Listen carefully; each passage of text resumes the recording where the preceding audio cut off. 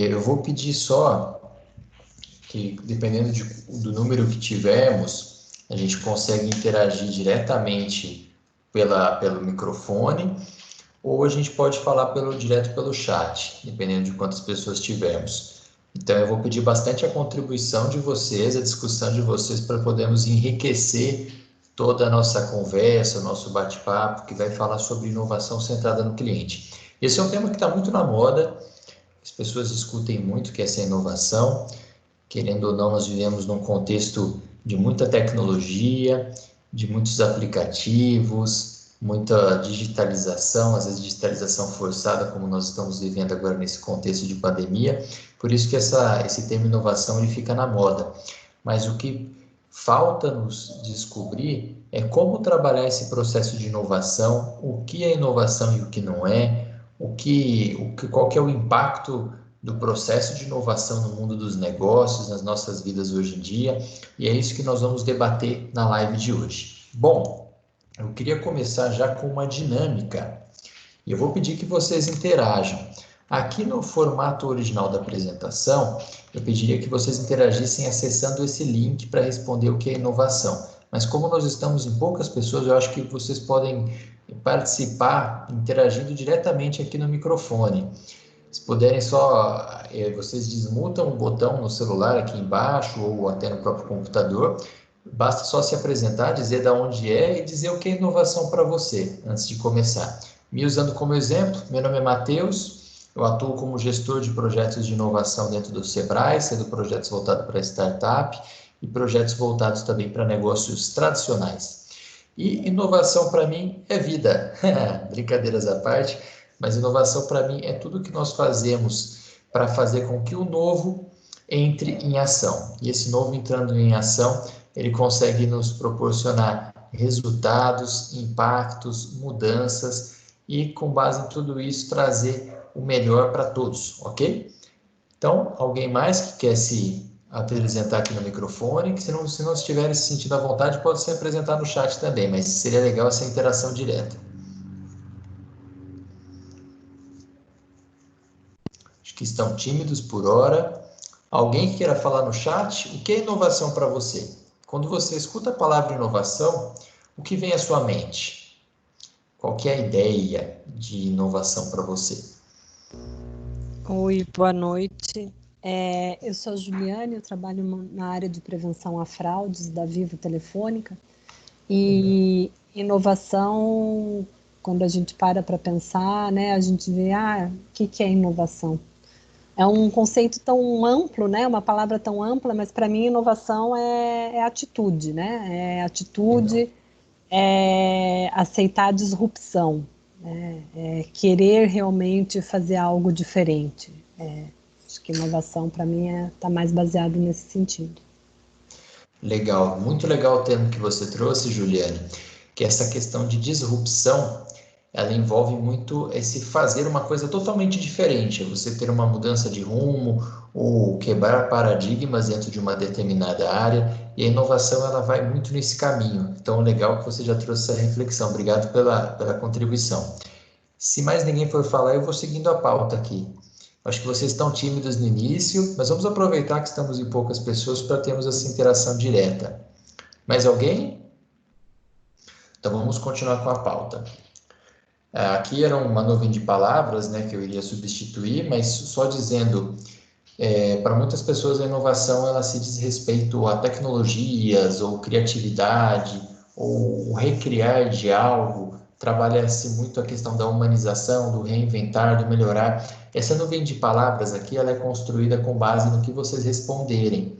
Então, quando eu tenho um público um pouco maior e eu me utilizo desse link, ele vai formando a nuvem de palavras. Esse aqui é o da última apresentação.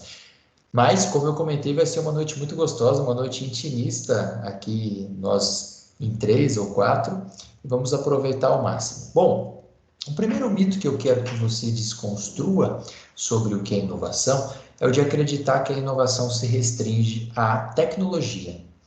Que a inovação é aquela coisa distante, um robô, uma inteligência artificial, um computador quântico. A Josie dos Jetsons, Rose, aliás, dos Jetsons, não sei se é do tempo de todo mundo. A inovação ela não se trata só da tecnologia. A tecnologia ela pode ser um meio pelo qual a inovação pode chegar até você, como também a tecnologia ela pode ser simplesmente um mero artefato que faz parte do seu processo de inovação. Ilustrando um pouco, aqui eu tenho uma imagem que é uma inovação dentro da experiência do cliente no processo de compra em uma loja.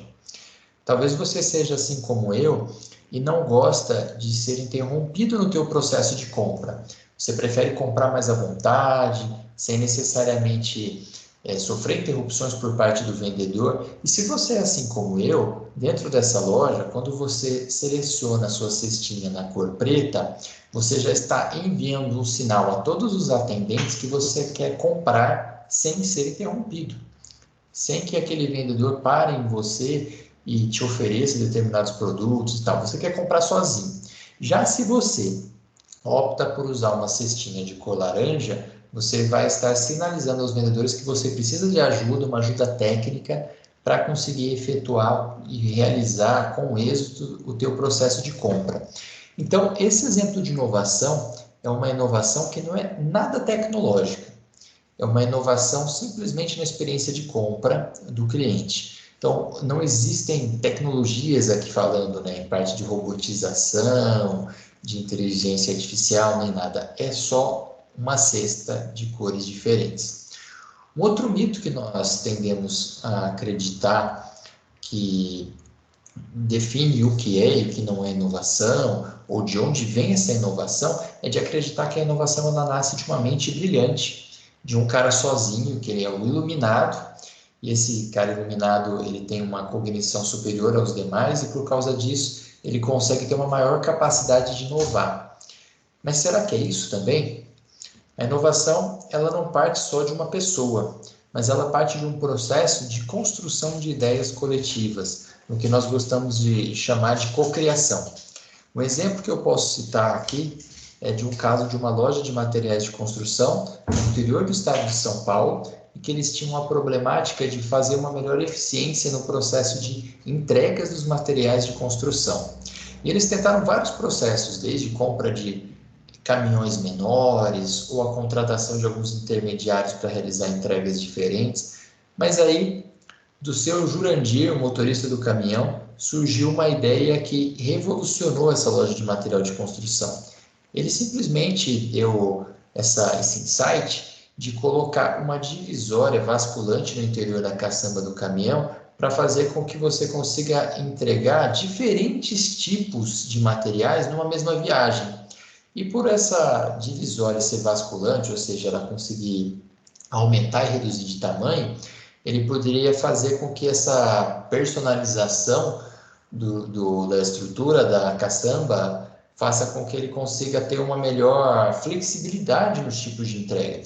Além desse exemplo que eu trouxe aqui do seu Jurandir, que é de uma loja de material de construção do interior do estado, tem alguns exemplos mais famosos que talvez vocês já conheçam. Tem um exemplo, por exemplo, de uma o exemplo, por exemplo, foi ótimo.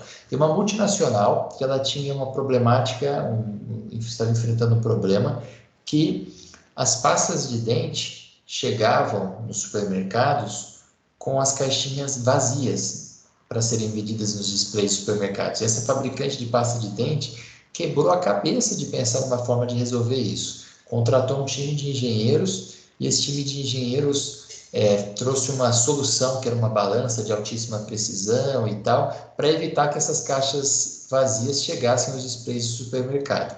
Depois que se implantou essa solução, esperaram-se cerca de 2, 3 meses para acompanhar o resultado disso. E o que observou-se foi que reduziu muito a incidência de caixas vazias dentro do supermercado. E aí esse time de engenharia foi conversar com o pessoal da produção para entender como estava essa aplicação da balança, qual a experiência que eles tiveram com isso. E aí o rapaz da produção, o Bruno, respondeu: olha, essa balança que vocês instalaram aqui era muito complicada de usar, tinha termos em inglês, levava um tempo para entender, e às vezes, quando apontava volumetricamente que tinha uma caixinha vazia, era difícil de identificar onde estava essa caixinha. Então, nós fizemos uma vaquinha entre o pessoal aqui da produção, e nós compramos um ventilador por R$ 120. Nós instalamos esse ventilador na esteira e uma vez que uma pasta de dente passava com a caixa vazia, esse ventilador jogava ela para longe, resolvendo esse problema.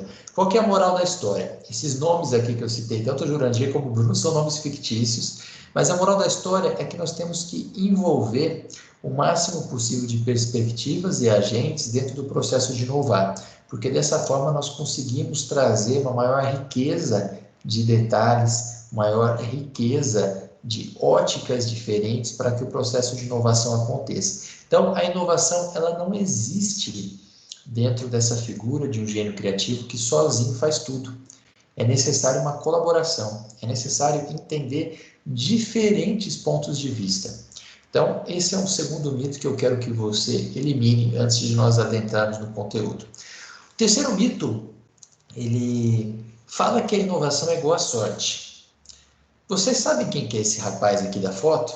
Comentem no chat. Alguém já viu esse rapaz? Teve algum contato? Ele não é brasileiro, né? Dá para a gente perceber. Se vocês, assim como eu, são... o Rogério comentou que sim. O Alibaba, exato, Rogério. Esse é o Jack Ma, fundador do Alibaba. O Alibaba todo mundo conhece, o AliExpress e tal, de onde a gente compra as coisas da China. O que eu posso falar para você é que tudo que esse cara não teve na vida foi sorte. Ele passou por inúmeras desilusões na vida, desde a vida pessoal, quando ele tinha muita dificuldade acadêmica, até no aspecto de negócios. Ele quebrou diversos negócios até ele conseguir encontrar um modelo de sucesso.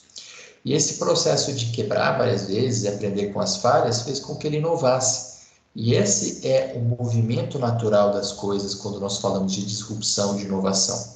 É partir para muita tentativa, erro, dificuldades, até que você encontre um modelo de sucesso e consiga prosperar e inovar com impacto.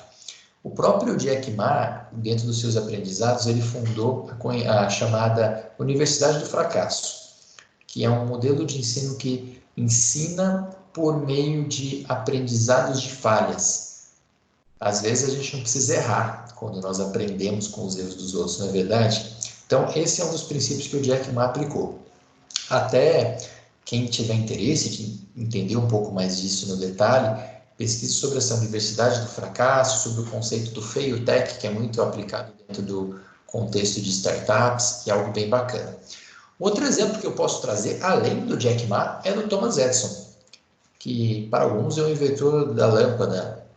Thomas Edison, ele tem uma frase muito bacana que ele diz que ele não falhou. Ele, na verdade, descobriu 10.000 formas pelas quais não funcionava a aplicação da lâmpada. Essa forma de pensar, esse modelo de pensamento, mindset que está tão na moda, de aprender, persistir, ele se faz muito válido dentro do processo de inovação.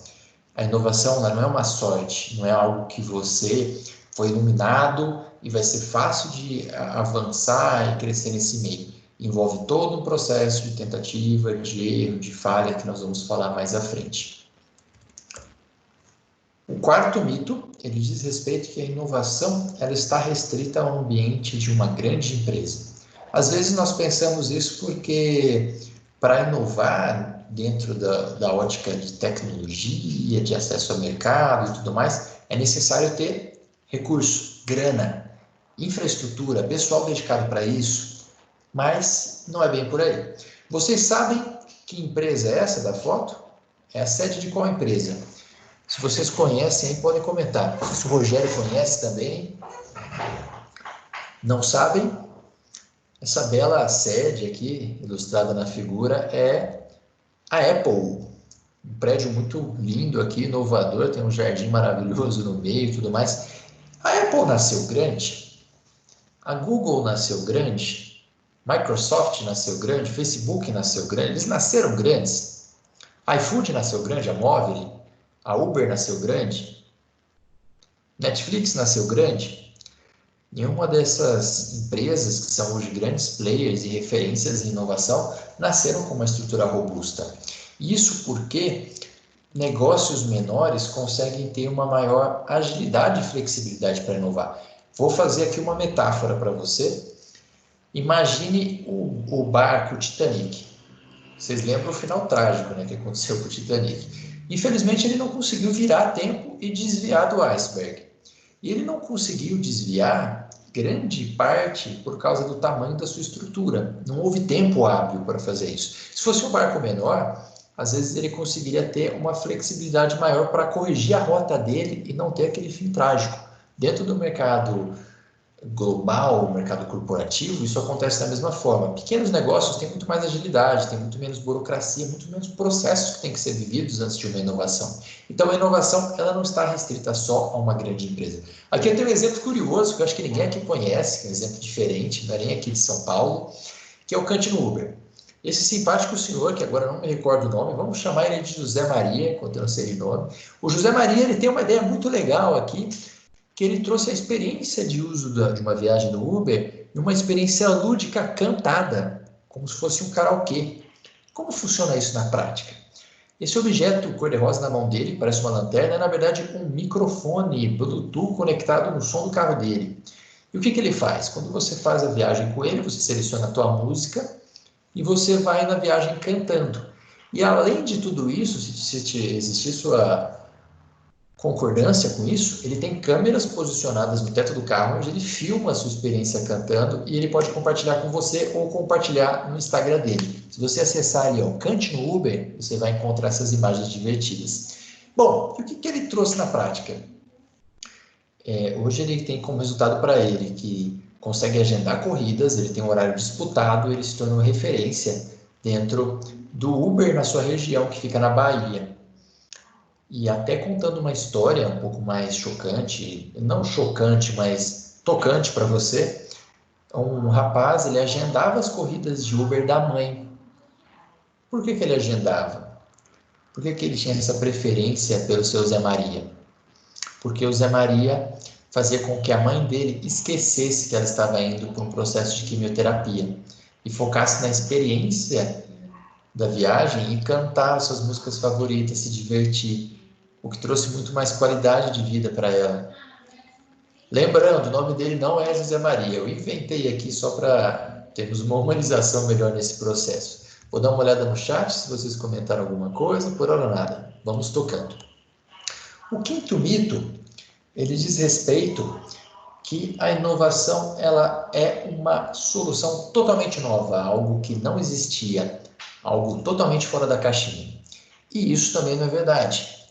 Tem um escritor que eu gosto bastante, que é o Eric Rice, vocês podem procurar, que ele diz muito que a inovação e as novas ideias surgem de uma convergência entre conhecimentos passados. E essa convergência gera a inovação, gera a disrupção, gera a transformação. Na foto, nós temos aqui um exemplo dessa convergência. A Yellow. A Yellow, ela não inventou a bicicleta. Muito menos ela inventou a tecnologia de geolocalização. O que ela fez? Pegou esses dois conceitos, mais um outro conceito aí de meios de pagamento com fintechs e tal, e integrou tudo dentro de uma cestinha, trazendo uma inovação de economia compartilhada, onde você consegue acessar uma bicicleta sem ela ser sua, e eles conseguem ter um targeamento, uma localização dessa bicicleta dentro do mapa e conseguir acompanhar esse processo. Então, é um exemplo onde não há uma nova solução, sim uma convergência de soluções passadas para uma inovação. Um segundo exemplo nisso é o Bosta em Lata. Não sei se alguém aqui conhece. Se conhece, eu quero que comente aqui no grupo, aqui no nosso chat, para eu ver se vocês já ouviram falar desse Bosta em Lata. É um conceito bem bacana de um empreendedor lá de Sorocaba. Se tiver alguém de Sorocaba aí também, dê oi. Esse Bosta em Lata, ninguém por enquanto se manifestou, acho que vocês não conhecem. O que é isso praticamente? É adubo em lata, igual o nome fala, Bosta em Lata. E o que há de inovação nisso? O Bosta em Lata, ele entendeu um nicho de mercado que é compreendido inclusive por consumidores como eu, que não tem mais espaço na sua casa para guardar um sacão de adubo. Muito menos tem tempo de ter que ir até alguma agropecuária, uma floricultura para comprar isso. Essas pessoas, floriculturas, digamos, floristas, né, na verdade eu tenho, floristas Nutella como eu, compram adubo pela internet. E ele encontrando esse nicho, ele lançou esse produto que tem uma proposta inovadora, uma embalagem chamativa, que parece uma latinha de algum objeto que não remete ao nome, trouxe um nome chamativo, um nome polêmico, e tendo essa inovação na proposta, no modelo de vender adubo, ele conseguiu ter um resultado muito grande de vendas online. Inclusive, ele trabalha com margens muito interessantes. Enquanto um saco de adubo você paga R$10, sei lá, em 1 quilo, alguma coisa assim, ele vende uma latinha de 350 ml por R$30. Então, ele tem uma margem muito interessante e conseguiu agregar valor dentro dessa inovação. É uma coisa bem interessante, fora da caixinha. Quem não conhece, procura um pouco saber sobre o Boston Latte. Resumidamente, de tudo isso que a gente falou, a inovação é um processo que envolve a introdução de um bem ou serviço novo ou significativamente melhorado. E o que isso quer dizer na prática para você e para mim? Quer dizer mais e melhores notas fiscais. Onde eu quero chegar com isso? Com inovação você ganha mais dinheiro, porque você trabalha com margens maiores, e você também vende mais, em volume. Uma vez que você é pioneiro, você consegue ter aí um repertório melhor para fidelizar o teu cliente e também atrair novos clientes, porque é um produto que poucos têm. Então, na prática, a inovação te dá mais dinheiro, que é uma coisa boa. Além disso, tem uma reflexão que eu quero trazer para você. Esse é o Global Innovation Index 2019. Ainda não temos o índice atualizado em 2020. O que esse índice avalia? Ele avalia a inovação no aspecto global, por países. Tem um ranking de países de inovação. Esse ranking ele considera número de patentes registradas, o resultado financeiro e a aplicabilidade das inovações em si, entre outras coisas. Quando nós olhamos o topo do ranking, temos a Suíça, segundo lugar Suécia, terceiro lugar Estados Unidos da América. Nós brasileiros somos muito criativos pela nossa construção socioeconômica, histórica e tudo mais, porque temos pessoas de diversas nacionalidades, um país que tem muita riqueza de clima, somos conhecidos como os reis da gambiarra, brincadeiras à parte. Então, eu imagino que nós brasileiros sejamos muito inovadores, assim como somos criativos, né? Mas, na verdade, não é isso que acontece. Então, temos aqui as 5 primeiras posições. Então, vamos lá para as 40º posições. Vietnã, Tailândia, Croácia, Montenegro, Federação Russa. Brasil não está aqui. Vamos para as 50º posições. Sérvia, República das Maldívias, Norte da Macedônia, Kuwait. Brasil não está aqui ainda, Matheus. Cadê? 66º lugar, temos o Brasil. Por que o Brasil está lá atrás no ranking de inovação, considerando que nós temos uma população tão criativa, com tantas ideias, com tantas possibilidades, temos tanto a oferecer em recursos naturais e tal? O que acontece que nós não conseguimos inovar? Falta processo, falta conhecimento de metodologia, faltam incentivos também em outras áreas, mas pensando no que é de nossa responsabilidade, falta termos conhecimento e práticas de metodologias para inovar. Isso é uma coisa que eu quero trabalhar bastante aqui. Agora eu tenho um desafio para vocês aqui do grupo. Isso eu quero que vocês interajam, se possível no próprio link que eu vou colar aqui para vocês. Tem um caso fictício, que eu quero que você dê a sugestão do que você faria para inovar. E é uma lanchonete. Essa lanchonete ela tem uma problemática que ela necessita vender mais milkshakes.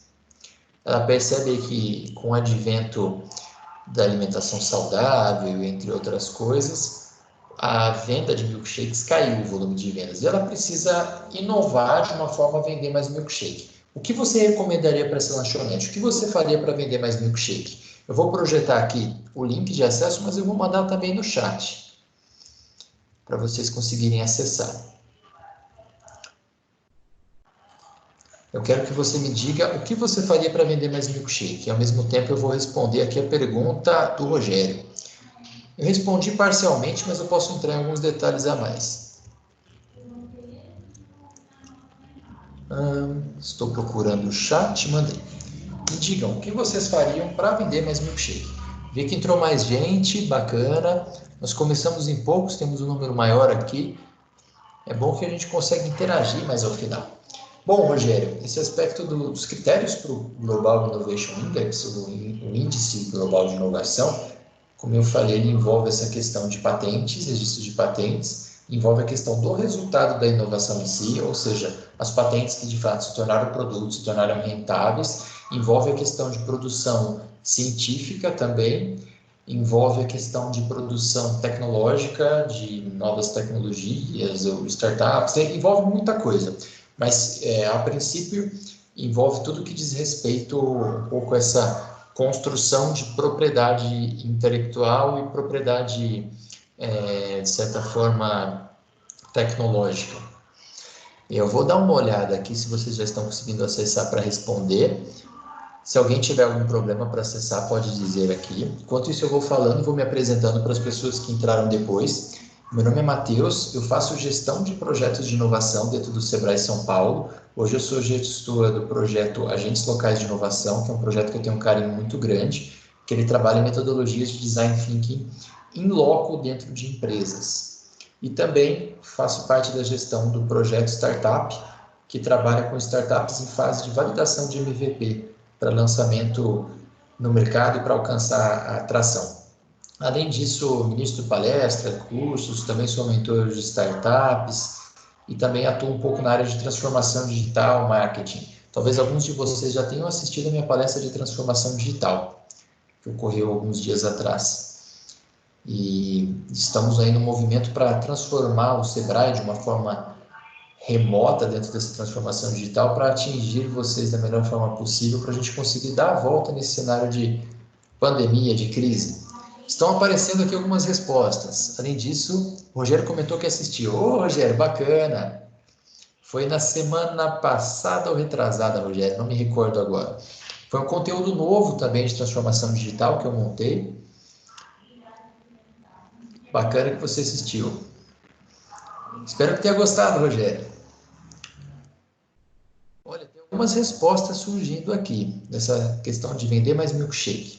Uma pessoa disse que colocaria um cardápio com a tabela nutricional e montaria kits com critérios de limitação máxima de calorias, ajudando assim as pessoas a consumir sem se prejudicar. Gostei muito da tua proposta, inclusive eu me identifico com isso. Acho que nesse cenário de pandemia nós temos todos que nos controlar, porque fica difícil conseguir se exercitar e tal. Gostei.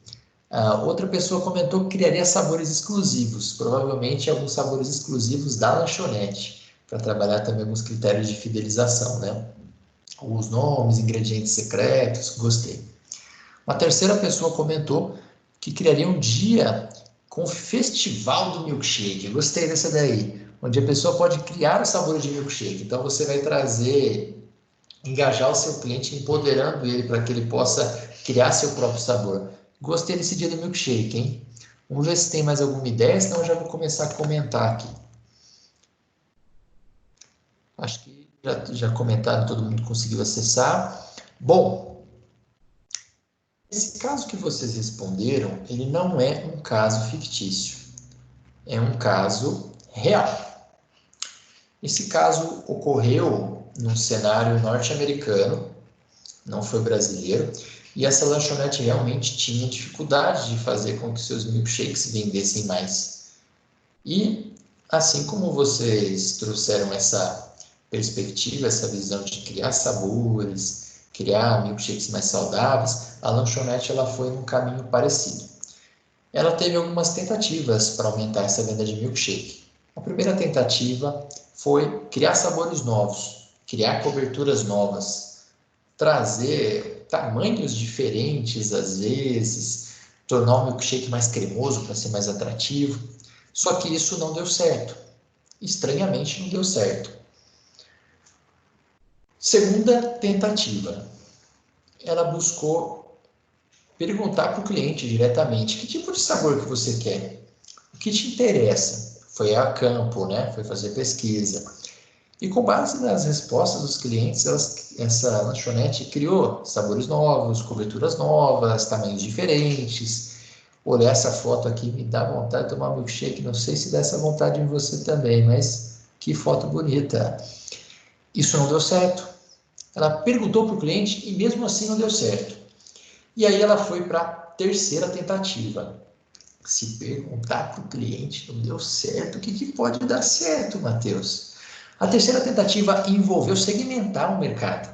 Então, com base nessas pesquisas, ela já conseguiu entender alguns segmentos específicos e, com base nesses segmentos, ela criou produtos que atendessem a eles, fazendo algumas categorizações por idade, faixa de renda, gênero, grau de educação, hábitos alimentares e tudo mais. Bom, se ela tentando fazer milkshake, sabores novos, sem perguntar para o cliente, não deu certo, mas ela perguntou, também não deu certo. Depois que ela perguntou, com base no que ela aprendeu, ela buscou segmentar o mercado. Agora deu certo.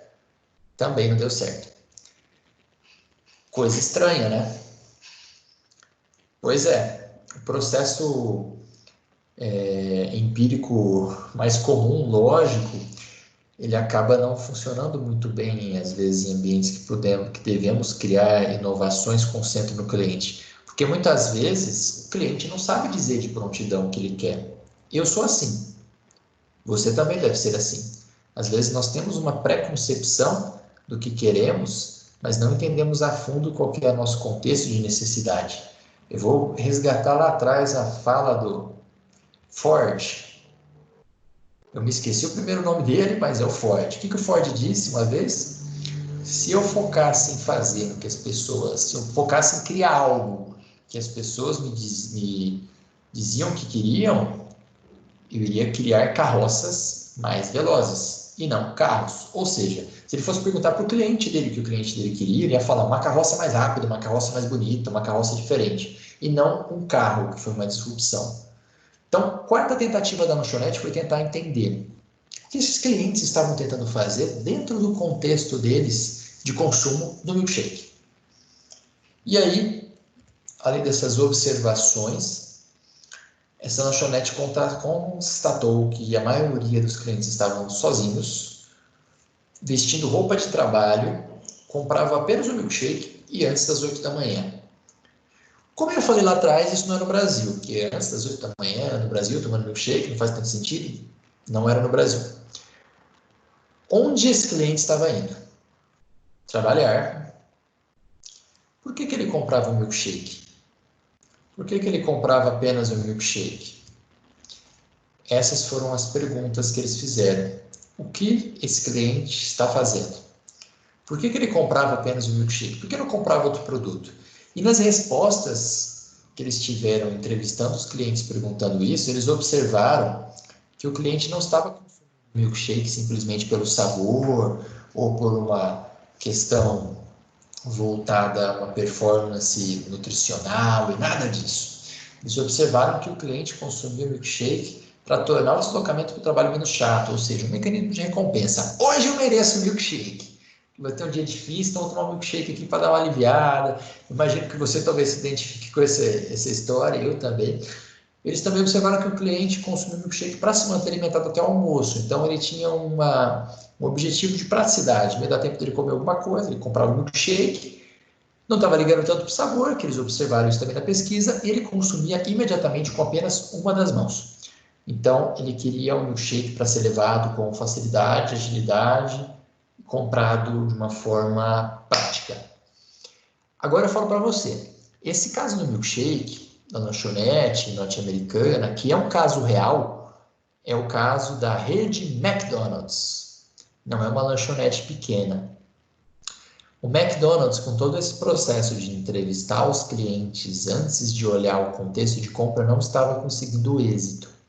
Ele só conseguiu resultado quando ele observou o cliente dentro desse processo de compra para enxergar de fato o progresso que o cliente queria quando consumisse milkshake. O que é esse progresso? O cliente ele não consumia o milkshake simplesmente por consumir. Ele consumia dentro de um contexto onde ele queria se manter alimentado, ele queria praticidade. E que inovação que o McDonald's trouxe depois de tudo isso? Acho que vocês vão lembrar agora. O display de venda do McDonald's, o display onde é vendido o milkshake e o sorvete, ele fica onde hoje em dia? Ele não fica mais no interior da loja, ele fica do lado de fora, no quiosquezinho ali, para você que está passando pela rua, olhar para aquele sorvetinho ali e tomar. Você não precisa adentrar lá para comprar. Da mesma forma, quando nós vemos no shopping, ele também fica do lado de fora da loja, trazendo inovação em praticidade e agilidade para você comprar aquilo tendo uma melhor fluidez no processo. Então, esse insight de inovar dentro do progresso do cliente, enxergando a perspectiva do cliente nisso, enxergando o contexto que o cliente está envolvido, é algo que eu quero que você fixe na tua mente agora. Então, a inovação, ela não é você fazer o que você acha que tem que ser feito. Inovação também não é você perguntar para o cliente o que precisa ser feito. Inovação é você entender o contexto, entender de fato o progresso que o cliente precisa e inovar dentro disso. Agora, dentro desse estudo com o McDonald's, o consultor que foi o responsável por esse grupo que investigou esse comportamento dos clientes em relação ao milkshake foi o Clayton Christensen, esse rapaz simpático. Infelizmente, ele nos deixou no início desse ano, ele teve um problema de saúde e ele não está mais entre nós, mas ele deixou uma contribuição muito rica além desse caso, que são alguns livros legais, eu recomendo a leitura também quem tiver interesse. O Competindo contra a Sorte, o Dilema dos Inovadores e o Paradoxo da Prosperidade, que trabalham bastante essa temática de inovação sobre algumas perspectivas disruptivas. O material que eu preparei para vocês, na pós-palestra, que vocês podem baixar e acessar, tem tudo isso daqui, para vocês se adentrarem e aprofundarem um pouco nisso. Qual é a moral da história? O cliente não quer a sua inovação pelo que ela faz. Ele coloca essa inovação na sua vida para progredir. Ele não compra o teu produto, o teu serviço, simplesmente pelo que o teu produto faz. Ele quer um progresso. Quando alguém contrata, por exemplo, uma seguradora, ele não está contratando o teu seguro. O que ele está contratando? Ele está contratando paz de espírito. Ele está contratando uma boa noite de sono e tranquilidade. Está contratando não ter dor de cabeça e problema. Enfim, essa é uma primeira virada de chave que eu quero que você tenha. E o nosso problema dentro desse processo como um todo é termos demasiado foco no produto ou no nosso serviço, não olhando além disso, não olhando para o nosso consumidor do outro lado para entender de fato o que ele precisa, qual que é a ótica dele, o que de fato vai trazer o progresso para ele. Então, a nossa solução para isso é não só olhar a inovação que o cliente quer, mas olhar o progresso. Aqui tem o Popeye. Eu comentei, o Popeye ele não comia o espinafre porque era gostoso, ele não comia o espinafre para ficar com bom hálito por motivos óbvios, ele não comia o espinafre porque ele gostava do sabor, ou talvez gostava. Ele comia o espinafre por quê? Porque ele queria ficar mais forte. Esse era o progresso do Popeye. Se você olhar a ótica do espinafre como um todo, você poderia imaginar, eu vou inovar como no espinafre do Popeye? Eu vou trazer uma embalagem mais bonita, eu vou fazer o espinafre com bacon. Deve ficar bom. Tudo com bacon fica bom, até sorvete. Eu vou fazer o espinafre que tem propriedades para emagrecimento. Não. Progresso que o seu cliente Popeye quer é ficar forte para salvar a Olivia Palito do Brutus. Então, que inovação você tem que ter no seu espinafre? É trazer algumas coisas aí, eu não vou entrar em aspectos biológicos, mas que façam que o Popeye fique mais forte e alcance o progresso que ele quer. Então, a inovação ela tem que ir sobre essa ótica. E aí nós entramos dentro de um conceito que é o desenvolvimento pelo cliente, Customer Development. Por que está em inglês? Dentro dessa literatura de inovação, os termos quase sempre estão em inglês, igual Design Thinking, que eu vou falar mais à frente, igual Growth Hacking, tem termos que nem existem em traduções. O Customer Development, que é o desenvolvimento do cliente, ele prega muito isso de você olhar para o cliente antes de todos os passos que você toma. Aqui tem uma imagem forte, né, sobre isso. Uma praça, uma universidade, foi desenhado o caminho, com pedras aqui, mas o cliente, obviamente, está cortando o caminho, porque aqui está todo desgastado a grama.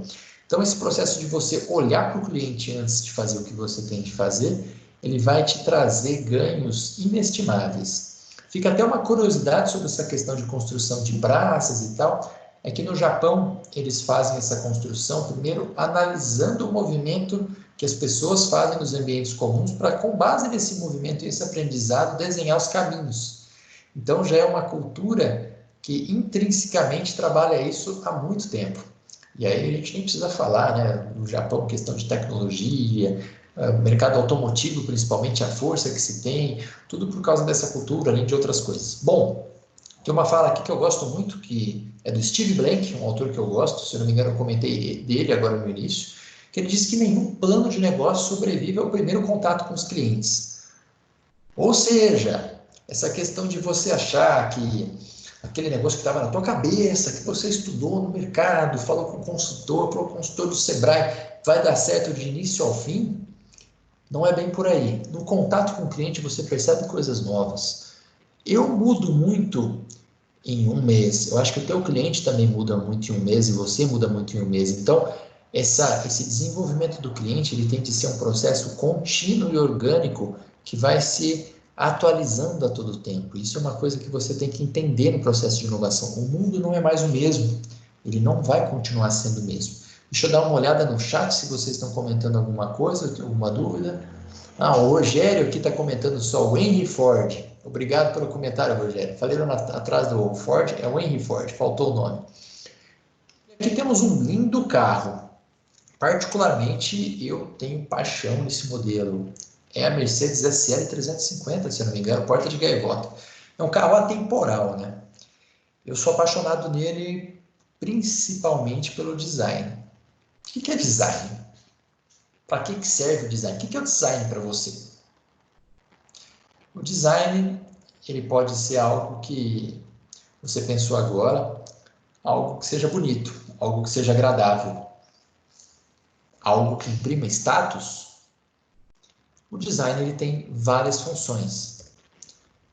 E todas essas várias funções têm como objetivo principal atender a necessidade de um cliente e fazer com que esse cliente saia totalmente satisfeito, surpreendido, encantado. Então, o design ele serve para isso. Serve para te encantar, para me encantar, para fazer com que tenhamos uma experiência, uma fidelidade à marca, uma atração por aquele determinado produto ou serviço. E com base nessa forma de pensar, de design, nasceu a metodologia Design Thinking. Igual eu falei, Design Thinking é a forma de pensar design, a forma de pensar como um designer. O Design Thinking, ele trabalha, dentro da metodologia dele, uma espinha dorsal que chamamos de duplo diamante. Esse duplo diamante, ele trabalha processos para que lá no final você consiga trazer uma inovação assertiva dentro das necessidades do cliente. Como que funciona na prática? Esse duplo diamante, ele tem dois movimentos distintos, um movimento de divergência e um movimento de convergência. O movimento de divergência é o momento que você abre a tua mente, as tuas perspectivas para possibilidades. E os movimentos de convergência são os movimentos que você fecha as tuas possibilidades dentro de alguma área comum, onde você tenha experiência, repertório, know-how para conseguir inovar, ou seja, uma área que você tem domínio e tem poder para conseguir fazer a diferença. Então vamos passar aqui na prática como que é isso. O primeiro momento do Design Thinking, ele trabalha a descoberta. O que é essa descoberta? Você tem uma noção de problema que você quer atuar. Quero vender mais milkshake. Como que eu faço isso? E aí, o momento de descoberta é o momento que você vai a campo para observar o teu cliente no contexto dele de compra, para enxergar dentro desse contexto de compra qual é a perspectiva, qual é o progresso que ele está querendo ser atendido e tudo mais. Depois que você descobriu esse contexto de compra, esse progresso que o cliente levantou e possibilidades de problema, você vai delimitar na definição, que é o segundo momento, nesse momento de convergência, de fechar em possibilidades, qual problemática vale a pena eu trabalhar, qual problemática eu tenho condições e competências de trabalhar, qual problemática está dentro da minha área de competência do negócio, para eu não sair e fazer uma coisa totalmente diferente. Então, eles fizeram essa descoberta que o cliente, lá atrás, né, lembrando da história do milkshake, que o cliente comprava o milkshake antes de trabalhar, consumia com apenas uma das mãos, não ligava para o sabor e tal. Então, eles definiram. O problema que eu vou trabalhar agora é a praticidade. O cliente falou que ele consumia com apenas uma das mãos, precisava se alimentar até o horário do almoço, então eu vou trabalhar a praticidade, definir um problema. Depois que eu defino o problema da praticidade, eu vou ter um segundo momento de divergência, ou seja, de abrir a mente para possibilidades, para elaborar possibilidades de solução, que é um processo muito gostoso que eu chamo de ideação. Não só eu, todos nós chamamos de ideação. Então, aqui nós vamos imaginar potenciais soluções que possam, de fato, trazer essa praticidade para o cara do milkshake, para o cliente do milkshake. Depois que eu desenhar essas possibilidades, eu vou fazer um processo de prototipação, de MVP, o que seja, para testar essas possibilidades junto ao cliente, para entender qual delas é mais efetiva. E farei uma última convergência para definir uma solução possível para esse problema, tendo uma entrega de valor para o cliente. Então, essas quatro etapas de descoberta, definição, elaboração e entrega existem dentro dessa estrutura, espinha dorsal, do duplo diamante do Design Thinking. Também é muito gostoso de trabalhar isso, eu sou apaixonado por essa área também. Quem não conhece ainda, não conhecia, também tem um material pós-palestra que vocês podem se aprofundar.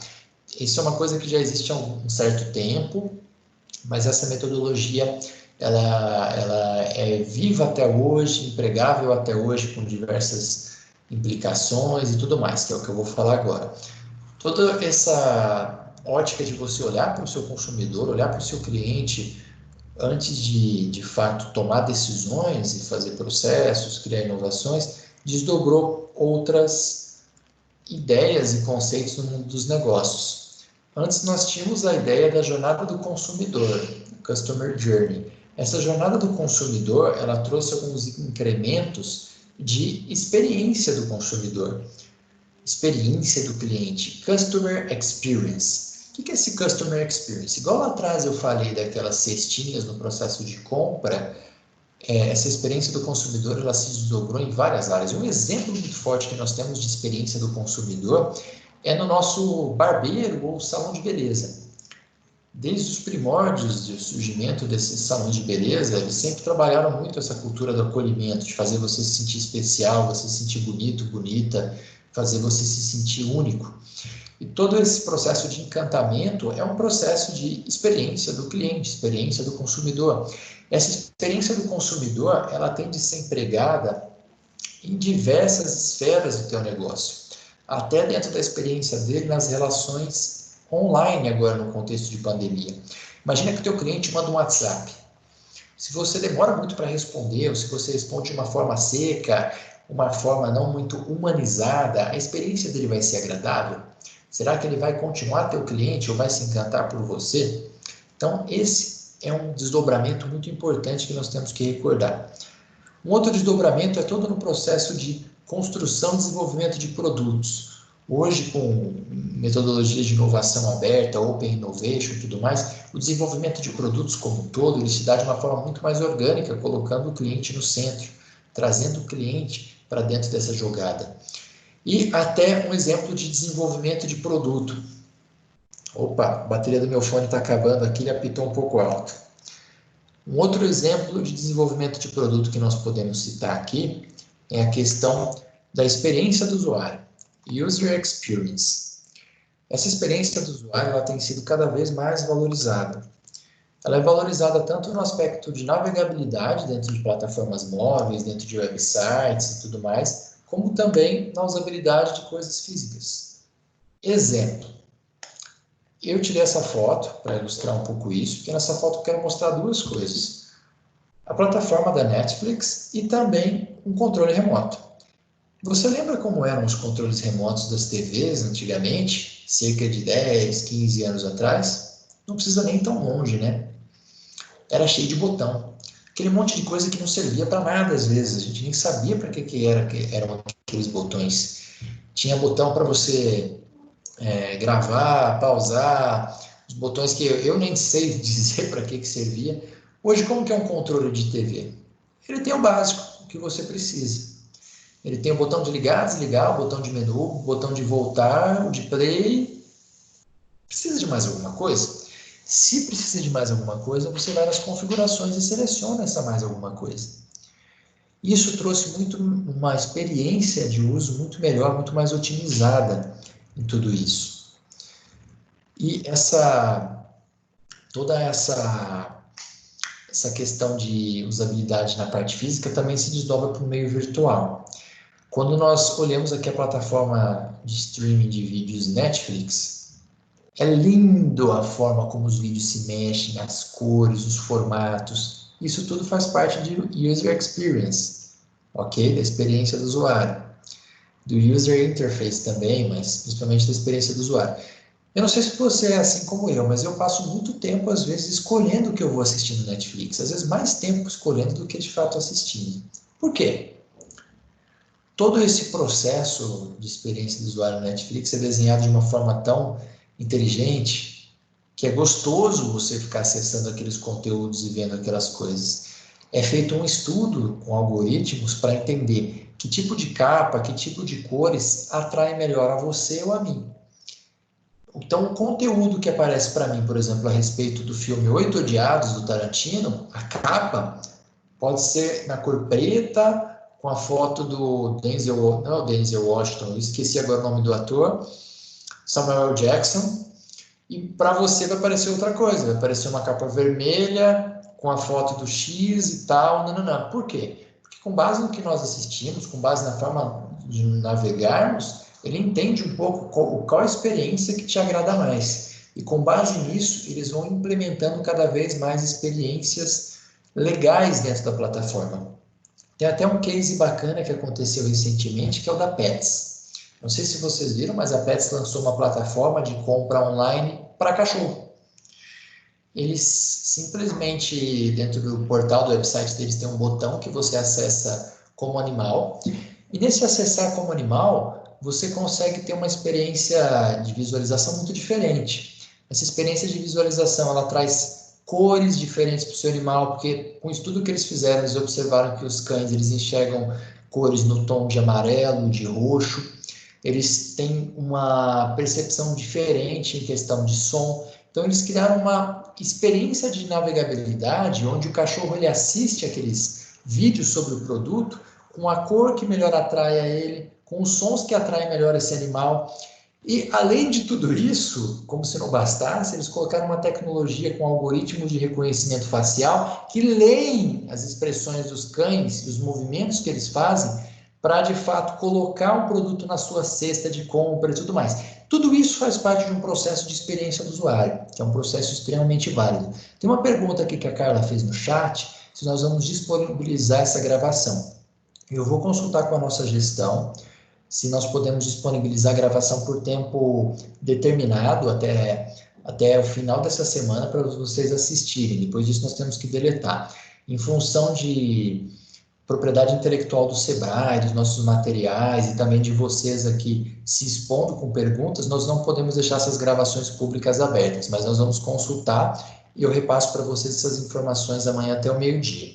Bom, além desses desdobramentos dentro da área de experiência do usuário, nós tivemos um desdobramento muito grande na área do marketing digital, que também é uma área nova, que nasceu mais ou menos em 2010, com o advento das redes sociais. Que desdobramento foi esse? Mais um termo em inglês que não tem tradução, e vou tentar traduzir para você. É o Growth Hacking. Growth Hacking, se eu fosse traduzir ao literal, é um caminho, é uma forma de você crescer encurtando caminhos. O que o Growth Hacking faz?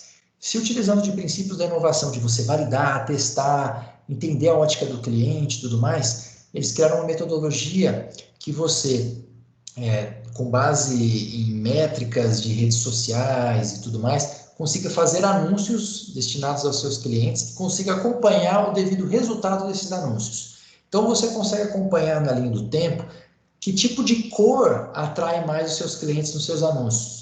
Que tipo de texto atrai mais os seus clientes nos seus anúncios? E com base nessa aprendizagem de cor, texto, horário de postagem, formato, a questão até do targeamento, que é você colocar o alvo ali do cliente que você quer atingir, você consiga ter digamos assim, uma eficiência muito maior durante o processo. Então, esse Growth Hacking, basicamente, é você entender o resultado que as suas ações de marketing estão tendo frente ao cliente, na perspectiva desse cliente, e melhorar cada vez mais. Então, isso é uma coisa que também está crescendo muito. Se você não conhece ainda, se aprofunda nisso. No meu material aqui eu coloquei bastante coisa para vocês se atualizarem nesses termos, com vídeo, artigos, é bem bacana. Falando do material, temos aqui o link que vocês conseguem acessar e baixar o material que eu fiz. Vocês conseguem escanear o QR Code aqui com o seu celular ou acesse o link direto. Eu vou enviar o link direto no chat do nosso encontro, para ficar mais fácil, para vocês conseguirem acessar. Maurício que entrou agora, boa noite, Maurício. Esse link, então, ele tem, igual eu comentei, um pouco das ilustrações que nós comentamos, uns textos que eu escrevi também dizendo sobre esses conceitos, com links, vídeos. Tem links também dos exemplos que eu citei, do Bosta em Lata, a história do McDonald's, o vídeo do Clayton Christensen, contando como foi esse processo de inovação no McDonald's. Então, é um material bem bacana. Quem não conseguiu acessar ainda, eu enviei aí embaixo no chat. Bom, da minha parte, em relação ao conteúdo, nós finalizamos por aqui. Como tivemos poucas interações, eu vou abrir agora esse momento para vocês tirarem dúvidas. Aqui tem meus contatos, o meu e-mail, que vocês podem agendar atendimento, tirar dúvidas. Se vocês quiserem participar também dos nossos projetos, também me procurem. Esse número que está aqui embaixo, o 11 3385 2380, é meu WhatsApp Business. Vocês podem também mandar mensagem por lá, conversar comigo por lá. Então, tem vários canais aí que a gente pode conversar. E durante todo esse contexto de pandemia, nós do Sebrae estamos atendendo de forma remota, fazendo chamada por vídeo, chamada no WhatsApp. Está sendo um processo bem gostoso. Por mais que estejamos distantes fisicamente, estamos até conseguindo ter uma proximidade, uma intimidade diferente. Querendo ou não, vocês estão dentro da minha casa, né? Estão aqui dentro do quarto. Então, tem sido um aprendizado bem legal.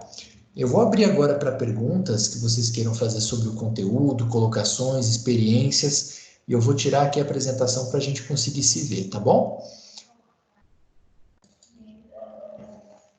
A Gabriele já fez uma pergunta, se eu acho que a pesquisa com os clientes pode ajudar na inovação do negócio. Gabriele, esse pressuposto, esse primeiro ponto que você falou de fazer pesquisa com o cliente é extremamente importante. É realmente um primeiro passo para fazer esse processo de inovação. Essa pesquisa com o cliente, nós temos alguns cuidados dentro desse processo.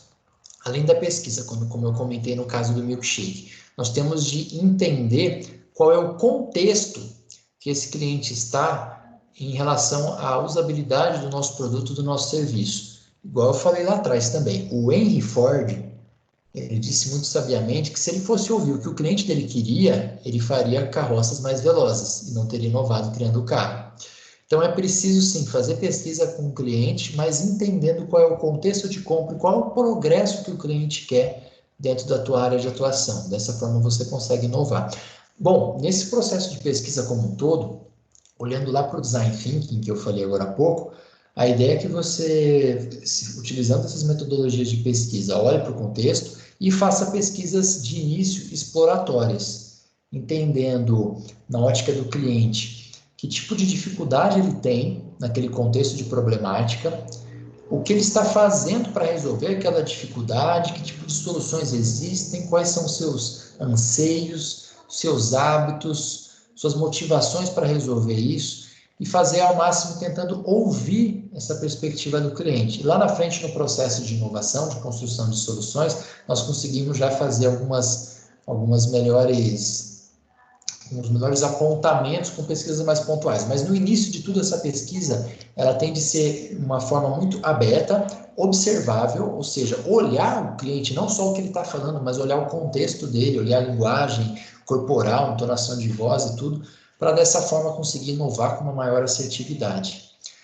Muito legal essa contribuição. Respondi a tua pergunta bem, Gabriel? Se não, pode continuar até a gente sanar essa dúvida. O restante, quem quiser tirar dúvida também pela interação de microfone aqui, pode abrir o microfone e falar, ligar o vídeo, dar tchauzinho. Inclusive, vou interromper a nossa gravação, para vocês não aparecerem no vídeo.